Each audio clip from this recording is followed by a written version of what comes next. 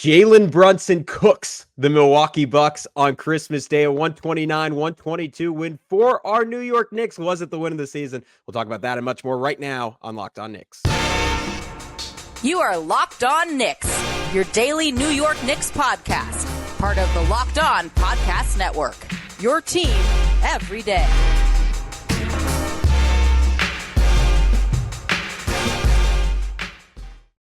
You are Locked On Knicks, and today's episode is brought to you by Gametime. Download the Gametime app, create an account, and use code LOCKEDONNBA for $20 off your first purchase. And I want to thank you for making Locked On Knicks your first listen today and every day, because we're now available on all platforms. And that, of course, includes on YouTube. So if you want to see our smiling faces each and every day become an everydayer, be sure to subscribe on YouTube and hit that notifications bell to never miss an episode. And be sure to do the same on your favorite audio podcast platform of choice. But who's talking to you? I'm Gavin, your favorite play-by-play broadcaster's favorite play-by-play broadcaster, coming to you after, I was telling Alex before, my first Christmas ever. What a joy. You guys, for the most part out there, I assume, have it pretty good. He's Alex Wolf, editor-in-chief of The Strickland, where it's Christmas for Knicks fans every day. You can check out all their great work at thestrick.land on all forms of social media. Alex, I got a lot of good presents. The best one of all, though, a 129-122 victory for the New York Knicks over the Milwaukee Bucks. Jalen Brunson, a masterclass, 38 points,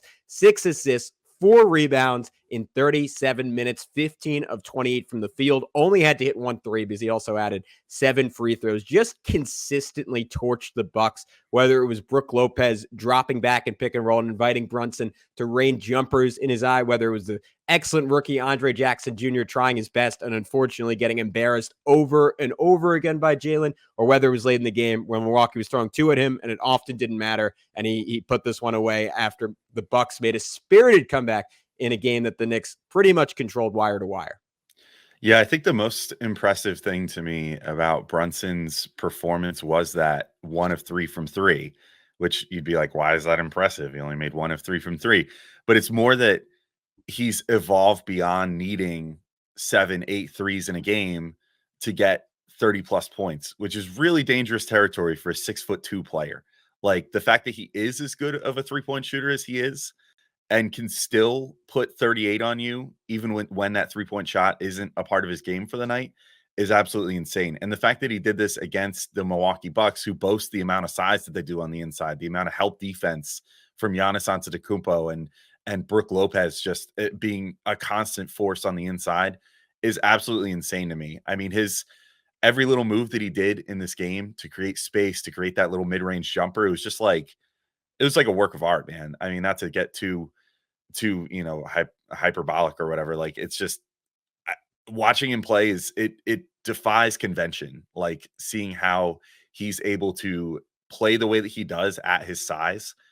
It's like if you took, I don't know, like Baron Davis maybe, and how he used to play sort of, but like made him shorter and, made him way more crafty and less reliant on athleticism than Baron Davis was early in his career or something. I don't even know what to like relate Jalen Brunson to at this point, because he just kind of is his own beast at this point. But also 6 assists to no turnovers. I thought that it was another huge part of what made this game so great for him, was that the Bucks did try to key in more on him in the beginning of the third quarter. And he just said, okay, well, Isaiah Hartenstein is a superstar now, and just completely like abandon his own offensive needs to just say, well, if they're going to throw all this attention at me and they're going to send Brook Lopez and all these other guys to look at me when I'm coming in to get inside, I'm going to just abuse them and throw it to Isaiah Hartenstein every time for an easy dunk, easy layup, and one, whatever. It was just like a perfect performance in every aspect for Brunson in this one. And to top it off, no turnovers too. I mean, it's just that, again, greatest Christmas gift you could ask for is this performance from Jalen Brunson. Yeah, I love that you brought up Hartenstein, because I think we're seeing that he's unlocking Jalen's game in ways that you just can't with Mitchell Robinson. Like, the whole first quarter, the Knicks kept trying all these different things to get in the ball in the move, get in the ball in different spots. Like there was one play where it feels crazy to talk about a play where he didn't score, given how often he did score in this game and how incredible so many of those buckets were. But they had an inbound, and Julius just inbounded to Isaiah Hartenstein, and Milwaukee was doing something called top blocking, where you essentially guard a player as if the rim is the 3-point line. Maybe that's not the best way to describe it, but basically guarding them in such a way that they're not going to get the ball for a 3-pointer, right? Like you're playing with your back to the opposing basket. And Brunson was just sort of like, all right, you're going to do that. Randle tossed it into iHeart, and then Brunson just cut off the ball, got a wide open mid-range jumper, and ended up missing it. But that was sort of his overwhelming philosophy in this game. Like, you can take away the three, but it's not going to matter. Like, this is who I've been my whole career up until this year, as a guy who just dominated from 2-point range, despite, to your point, being relatively short and relatively unathletic. And I mean, this first quarter, I don't think I've ever seen Jalen reach as deep into his bag. Maybe that's some recency bias, but it was just over and over again. Like, first play of the game, Brook Lopez is in drop. Jalen goes right by him, toasts him for a lefty layup, then a turnaround fadeaway in the paint, using Hartenstein to screen and rescreen, which Mitchell Robinson can do a little bit, but Hartenstein is just maybe like 30% more mobile and just a little less awkward on those. Again, getting him the ball on the move. Once Milwaukee tried to put Andre Jackson Jr. on him, who I think down the road is going to be an awesome defender. I mean, it was like he literally, like, it was grad school for Andre Jackson Jr. Like, torched him on a pump fake and a step through, little nasty in and out into like an and one like scoop layup on Damian Lillard. And then had that one on Portis where Portis just like smashed him into the ground.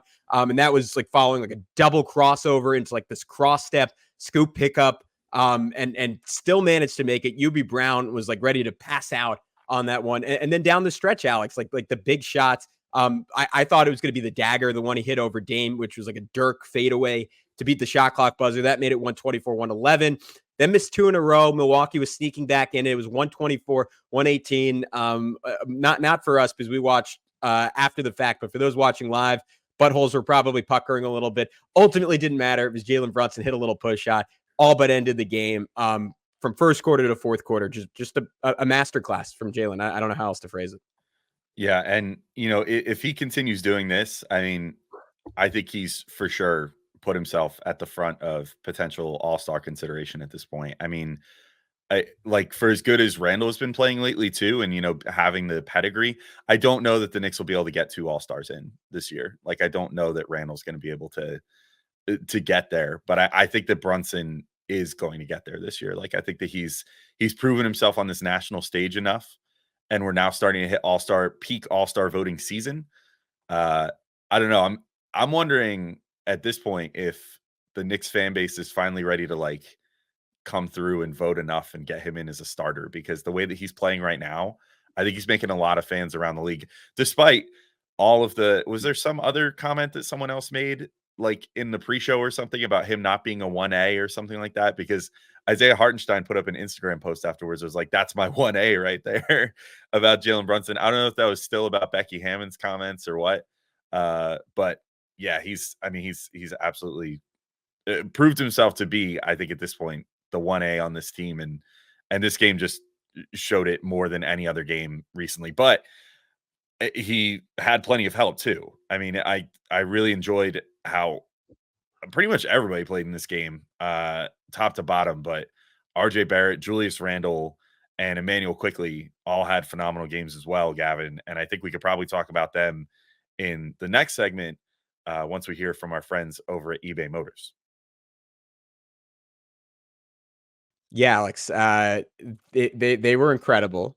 But a service that's even better is our partners at eBay Motors. They've teamed up with Locked On Fantasy Basketball host Josh Lloyd to bring you some of the best fantasy picks each week, all season long.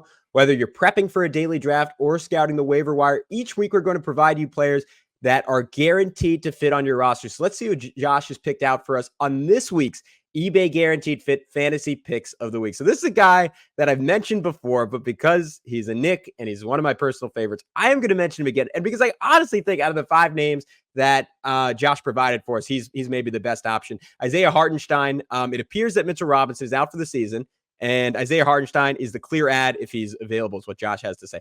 I'm going to echo those thoughts. He is absolutely killing it right now. Had 7 points in the first 90 seconds of the second half of this game. And we're seeing what he can do with Jalen Brunson, and the way that Jalen Brunson is operating right now opens up just so much for him because he's consistently rolling to the rim and having someone like Damian Lillard on him. He's finishing with more patience, better touch. He is looking fantastic. He's going to help you with rebounds. He's going to help you with steals. He's going to help you with blocks. He's going to get more assists than you would want from your average center. He is the perfect value add. Not someone who's super flashy, but someone's going to help you win a fantasy basketball championship. Josh Lloyd from Locked On Fantasy Basketball is going to help you win your fantasy championship. And eBay Motors knows a championship team is about each player being a perfect fit, and the same is true for your vehicle. With over 122 million parts for your number one ride or die, you can make sure your ride stays running smoothly. Brake kits, LED headlights, roof rack, bumpers, whatever your baby needs, eBay Motors has it. And with eBay Guaranteed Fit, it's guaranteed to fit your ride for the first time, every time, or your money back. Plus, at these prices, you're burning rubber, not cash. Keep your ride or die alive at ebaymotors.com. eBay Guaranteed Fit, only available to U.S. customers. Eligible items only. Exclusions apply. Alrighty, Alex, I'm gonna switch up the order here a little bit because I feel like we can't go any deeper into this podcast without talking about it. This was probably the New York Knicks' best win of the entire season. Had this amazing first quarter that was fueled almost entirely by RJ Barrett and Jalen Brunson. I think I'm going to double check it right now. Yeah, they scored 26 of the Knicks' first 29 points, finished, I think, with 29 of their 36 in the first quarter. Spectacular start by those guys. And then every time Milwaukee made a little bit of a push, the Knicks always had an answer. Milwaukee never led in the second half. The closest they got was 77-73 after a 9-0 run. Tom Thibodeau called timeout. They adjusted some stuff in the pick and roll coverage. You saw Josh Hart come out and have a couple of big finishes. Julius Randle, a couple of nice plays earlier in the quarter when Jalen Brunson was on the bench. Immanuel quickly then started really cooking to start the fourth. You were getting at it a little bit to end segment one, but this just felt like such a complete team win and such a dramatic turnaround from our Festivus episode that we recorded about 48 hours ago, where we were really down in the dumps. And this Bucks team obviously had won 9 games in a row against the Knicks. That is 7-game winning streak right now. And it just felt like the case of a horrible matchup that was amplified by no Mitchell Robinson. And frankly, until I checked my phone and saw the final score, I didn't have a lot of hope that the Knicks are going to be able to pull this one out. And despite the fact that it ultimately was only a 7-point win, I felt like they did more than that in thoroughly dominating about 75% of this game. Yeah, and I think that I don't know. It's always fun and weirdly vindicating when it almost feels like the Knicks are like listening to what people are saying about the team. Now, granted, if we see something, chances are people on the team are seeing it too. Well, And Alex, Tom Thibodeau watches the games 3 times. he does watch the games 3 times. We usually only watch them once. So, take that for what it is. So we obviously don't know as much, but it felt like almost everything that we wanted addressed was addressed in this game. Like the rotations were better. I thought that Tibbs did a much better job of just leaving the guys out there that made sense and not doing things just by virtue of like what the call sheet said. Like it seems so often that it hits certain minute markers and it's like, oh, Immanuel Quickley's playing pretty damn good in this fourth quarter. And then all of a sudden it's like, yoink, you're out of there, bud. Like, sorry, your time's up. It's time for RJ to get back in or whatever. And that didn't really happen in this game. I thought that this was like everything made sense as far as the rotations. I thought that their defensive strategy was really smart. So this will be I'm going to use this as my opportunity to give Hartenstein his flowers for this game. Like, I thought that he did such a good job. And, you could maybe look at the final box score and whatever and say like, oh, he had 4 fouls. Like he was sort of in foul trouble a little bit, like lightly throughout this game. We were like, oh, dude, you're really kind of pushing it with like how many fouls you're getting here. Like, you can't afford to get in foul trouble again. Look at what happened to the Knicks in the last game when you did that. But he did such a good job of establishing the physical tone in this game, I think. And that was exactly what was needed. Like the Bucks really, especially, a team with Giannis, like they're just going to have their way with you on the inside. Sometimes they're going to get inside. They're going to finish through contact. They're going to, make your big men feel small, by virtue of how strong they are, of how physical they can be on the inside on both ends of the floor. And Hartenstein, I thought, like, did such a good job of establishing that, like, no, we're the New York Knicks, like, called back, the Oakleys and the Masons and all those guys from the past and said, like, no, like, you're not getting in our paint. Like, we're going to be physical with you. And that translates to everybody. Like, even there was one play that kind of stood out to me at one point where Giannis got free and almost was going up for a dunk. And Dante DiVincenzo, he'll often go for that like kind of block from behind. And he sort of went for that, but he also, you could tell he didn't have too much interest in necessarily getting that. He just slapped the crap out of Giannis's arm and was like, no, we'll give up a foul if it means putting you on the free throw line. Like, we're not going to let you do this to us this game. And that sort of translated to everybody too. And I thought that was one of the biggest things. Like, the Knicks need that defensive toughness back. Like, I understand they gave up 122 points in this game, which is less than ideal. You want to maybe give up in the one teens at this point, that's sort of like the new NBA. But the fact that the Knicks offense is as good as it's been lately, you can afford to give up about 120 points in a game and you'll be okay. And that's all they need to hit. And so in this game, they kind of just found what they needed to only give up that 120 points. And so much of that, I think, came from saying, you're not going to beat us on the inside. And they did a really good job on closing out on shooters too. I mean, there was still the open three here and there, which will happen throughout the course of an NBA game. But I was so satisfied with just the defensive tone that they set up in this game. And I thought that came down to like Hartenstein first and foremost, and then everybody else from there. It just sort of built out from that. Yeah, I think it's a great point. There were a number of ways they were far improved defensively. I mean, one, you put the ball in the basket more and you stop Milwaukee from getting out in transition. That is step one, because that's where Milwaukee just killed them and got easy three after easy three, easy Giannis dunk after easy Giannis dunk. I thought it was really smart of Tibbs to just hardcore match Randle's minutes to Giannis, because the couple minutes they weren't on the floor at the same time last game and in the previous game without Mitchell Robinson in there, there's just not another matchup for him, and you can't put Hartenstein on him, because that means Hart is guarding either like a Lopez or obviously we've seen Hart guard Portis, but they even made that adjustment where after, I mean, Bobby Portis had 23 points the previous game against the Knicks. And in this one, he had 12. And part of that was he went 0 for 4 from 3. But part of it was that the Knicks were doing a much better job sending double teams and digging in on him. We saw Dante DiVincenzo like cut off of a Damian Lillard, which is super risky, but like he timed it perfectly and he got the strip. And then we saw Taj Gibson at the rim on back-to-back plays after checking into the game, strip Giannis. And that was not happening the previous game. So it was better offense. It was better strategy. And I thought just simply better technique and a team that was more locked in. And even at the end of the third quarter, like 2 straight forced turnovers when the Bucks were trying to make a run. So it was a couple of different elements, but just collectively, I just thought everyone was way more on point.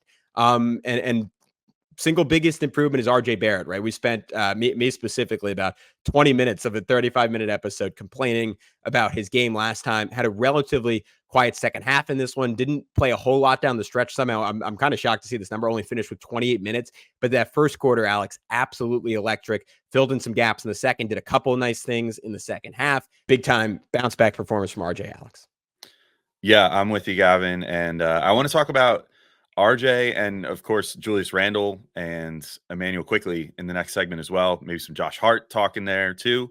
But first, I think we should let everybody know about our good friends over at Gametime.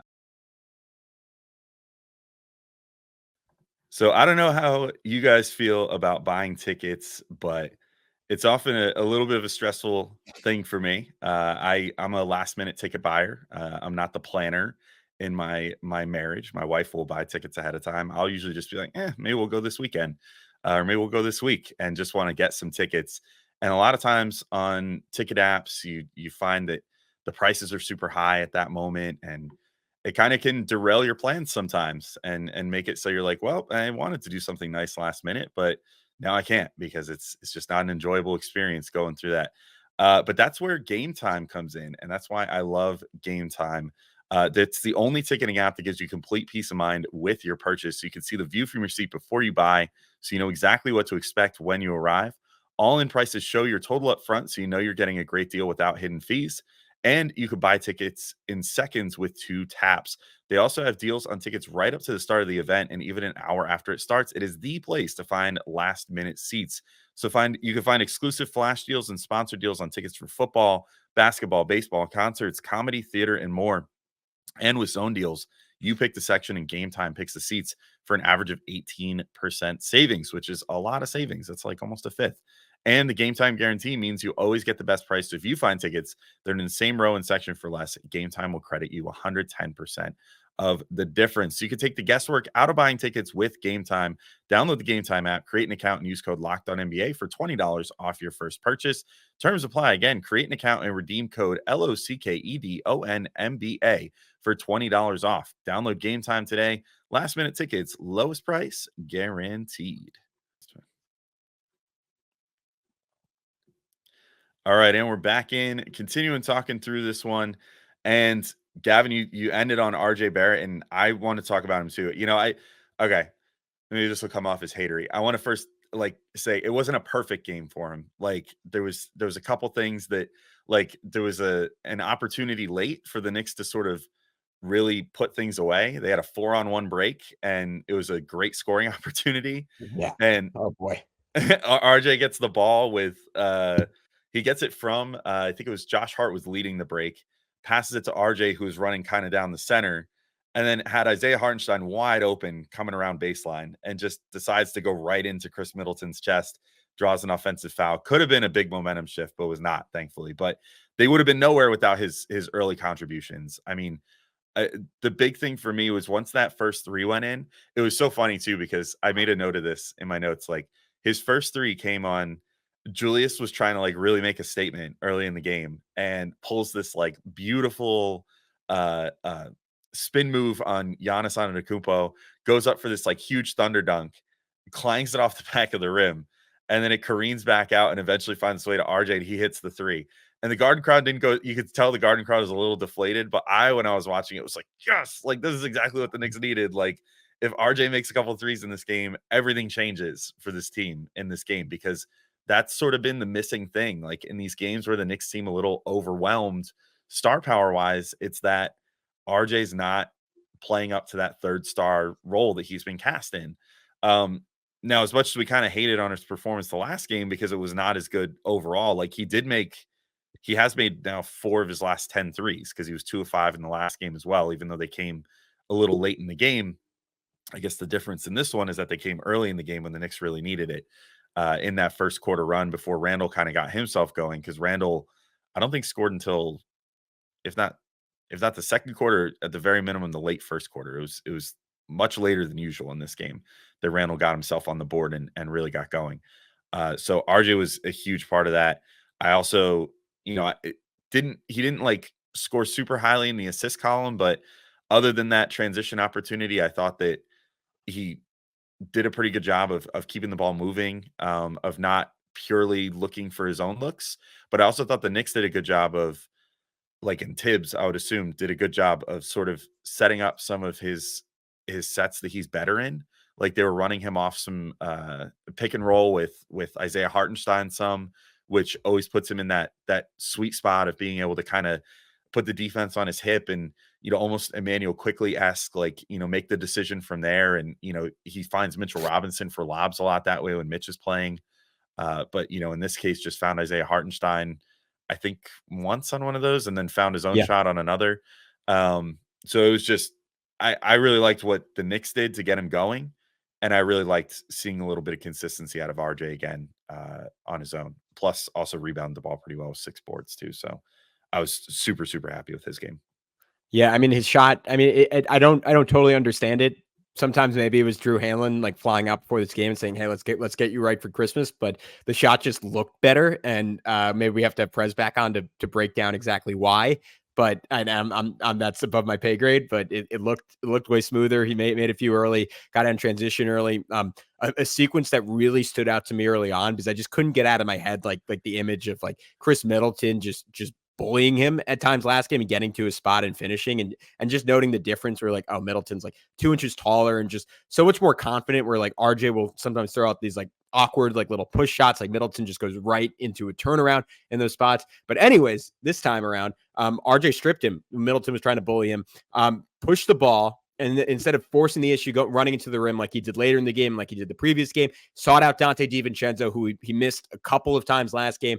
DiVincenzo missed the 3. RJ stuck with the play, got to the rim, put it back through contact, awesome sequence. And then the play that you were referencing in the second half, just so patient in the pick and roll where he snaked it.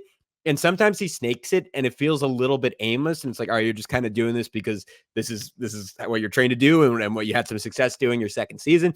This one felt very purposeful because it was to ensure that Lopez stuck with him instead of switching back onto Hartenstein. He gives a little pump fake, so Lopez doubly can't commit back to Hartenstein, then just slips it to Ihart, who had Beasley on him.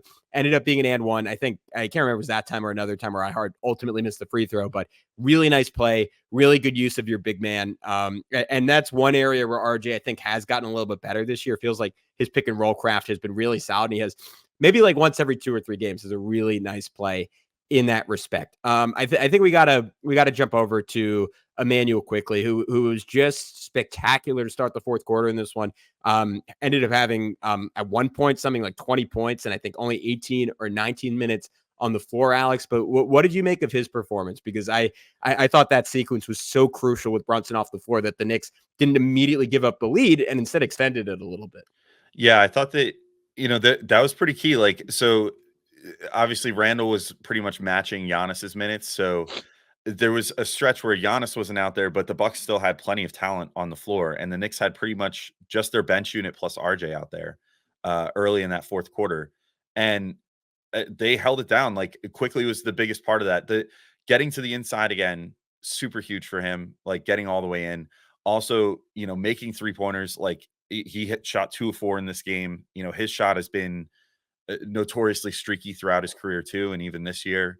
And so to see him kind of finding his consistency with that again is great. But also, I just thought that he did a good job of controlling the flow of the game.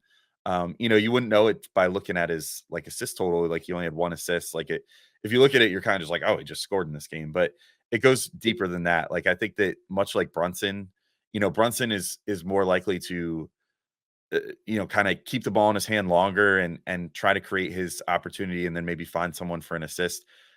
Quickly, just when he knows that the given play isn't going to be about him, he's good about getting down there and just kind of like starting the motion correctly to get things going for other players. And I thought he did that well in his stint with the bench there. Also pushing in transition.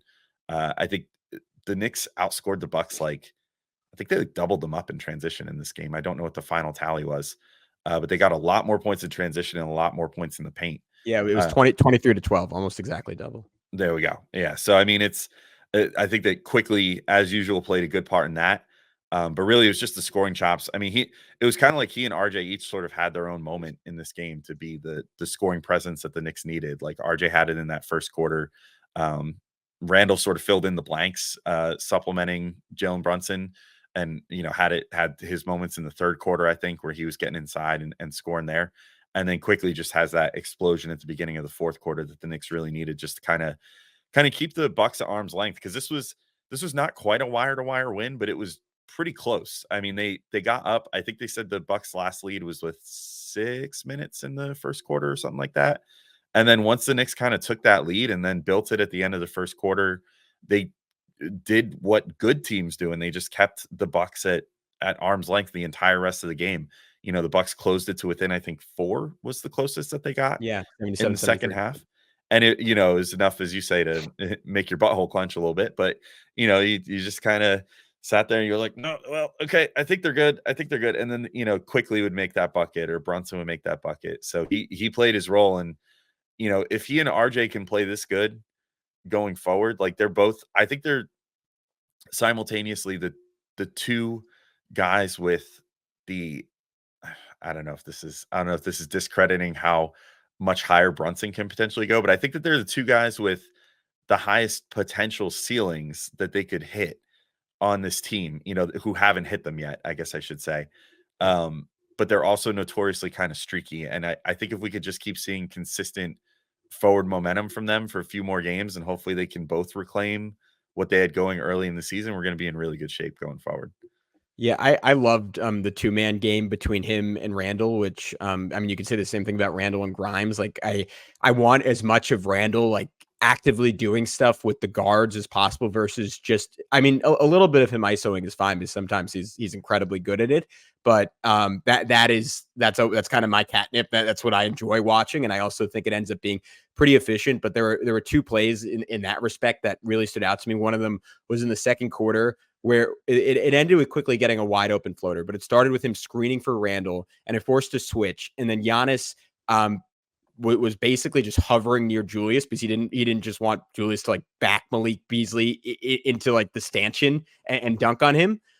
So then Randle plays that out, backs it down, whips it out to Quickley. Giannis has to do like this sporadic closeout. Quickley does a really nice job pumping, beating him off the dribble, races in, nails a floater. And then the fourth quarter, the Knicks kind of went to the same thing after Quickley had just started cooking a little bit.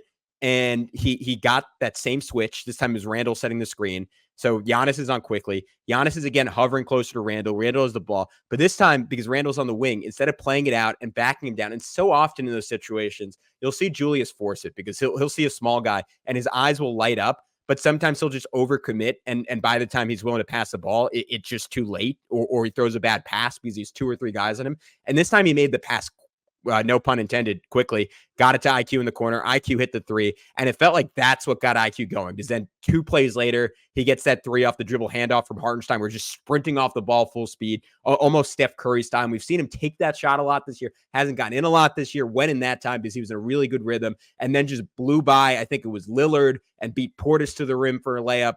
Again, like hasn't finished at the rim with volume or efficiency this season. That's been coming around the last few games. That was an awesome play by him. So just a great night for Quickley. Alex, I'll let you pick where we finish off. Julius Randle, Josh Hart were the 2 other guys we haven't really totally discussed in depth yet that each stood out to me on the night. Yeah, I want to throw. Okay, I'm going to take it total curveball. I'm going to give just a very quick shout out to Taj Gibson, who I was just thinking about, who came in and spelled Hartenstein for 15 minutes in this game, but made like 3. Well, so first off, he had 3 blocks, but then also stripped Giannis like twice, 2 back to back, 2 times in a row. Yeah, it was 2 straight possessions, and then bothered him on a third. I mean, he played really great defense at a key juncture for the Knicks. So I'll just shout him out first, but then I'll go to Julius Randle, who makes a lot more sense to go to next. 24 points, 8 of 17 shooting, 2 of 5 from 3, 6 of 6 from the free throw line, 9 boards, 2 assists, a steal. From Randle, this was like peak of what he would offer you last year. I feel like, I mean, he managed to find that shot profile again that worked so well for him and kept the team, kept the Bucks honest enough from 3 that he was able to just completely go at whoever he wanted to on the inside. He had some really impressive, like just out muscling guys takes in this game. Like at one point went right into Brook Lopez's chest, took it up on him. And that one kind of like made my eyebrows raise a bit. Like I saw that and I was like, man, that's lately that for Julius or RJ has been not necessarily a shot that I want to see them taking because they just, for whatever reason, have not been able to figure out those super big shot blocking type guys lately. And Randall's mostly been looking for the mismatches and exploiting those, which he certainly did in this game too. He had some mismatches that he took advantage of. I think he went in on Lillard at one point. That was a really nice one. Like he managed to get that switch on the Lillard. And but yeah, it was, I just thought another quintessentially good Julius game in this one and kind of just gave everything the Knicks needed. The defensive rebounding from him continues to be, and I mean, you could say this for Hart too, who had 9 defensive rebounds in this game, but those 2 guys I think are really like the catalysts on the defensive glass for the Knicks right now. As Hartenstein kind of plays the Mitch role of occupying the other team's best rebounder with a good box out and keeping them away. Those guys have been doing good. There's a few moments of Giannis just using his Greek freak length and athleticism to tap rebounds out that were frustrating. Like he tapped 1 or 2 out of guys' hands, including Randle in this game a couple times. But all in all, I thought they did a good job of trying to tag their man and make sure to get that rebound too, which led to a lot of those transition opportunities for the Knicks after they would have that tough defense inside, get that rebound, and then just get that forward momentum going. Which obviously Josh Hart did a really great job of as well, if you want to close things out talking about him. Yeah, no, that's exactly where I was going to go. I thought he had a really nice game, and obviously it helped a lot that they gave him a little bit more help on Portis, and in the second half, the Bucks that matchup that was so overwhelming last game, they didn't even really try to go to because they were almost kind of wary of it. But he came in and like I think literally the second play he was in, just aggressively pushed the pace off a rebound and said RJ up for a layup. Had this absurd steal in the first quarter where he was chasing Damian Lillard off the ball, and it was just a drive-by strip of Giannis. And anyone who's seen Giannis's hands, I mean, the basketball, it's like him holding a grapefruit, and Hart was able to knock it away. So it tells you how strong Hart is on those strips. Went coast to coast on Chris Middleton. That was great to see because Middleton again was just a bully the last time these two teams played 2 days before. And then the third quarter, like had two really nice runners just to give the Knicks a little bit of secondary scoring. And I like anyone who was listening earlier this year, I was kind of preaching that Hart just had to be more aggressive in the half court. The transition stuff is great, but where he really helped the Knicks at times last year was his ability to just go and get into the lane and make something happen. And unlike an RJ Barrett, like he has really good touch in the mid range. And I think him taking a floater or a short fadeaway is generally a pretty good shot. 10 points, 9 rebounds, 4 assists, 2 steals, +7, second highest on the team. He was just super duper solid.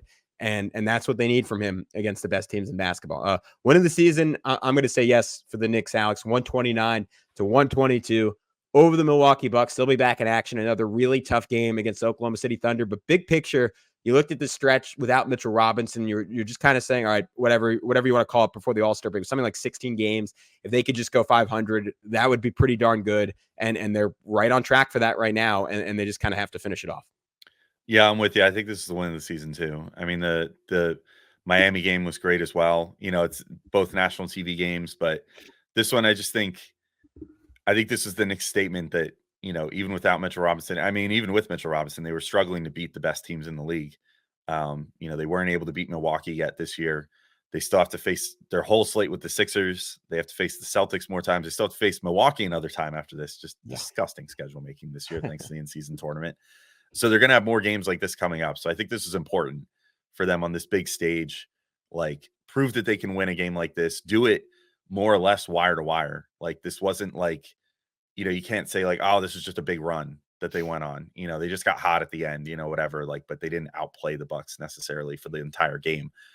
This was straight up. They just outplayed the best team. Maybe, well, okay, they're not the best team record wise as of this second, but I think probably the best team in basketball right now.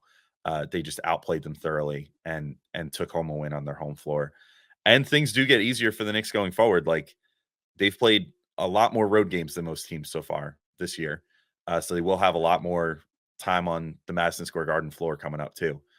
So I think that all things are looking good for the Knicks, and this was hopefully a big momentum building statement win. And maybe they'll have another one against Oklahoma City. We will be there for you to cover it, regardless of what the outcome is. But till next time, thank you all for listening, and merry day after Christmas and merry Knicksmas, you know, all that good stuff. And talk to y'all soon. Peace out, everybody. Damn it.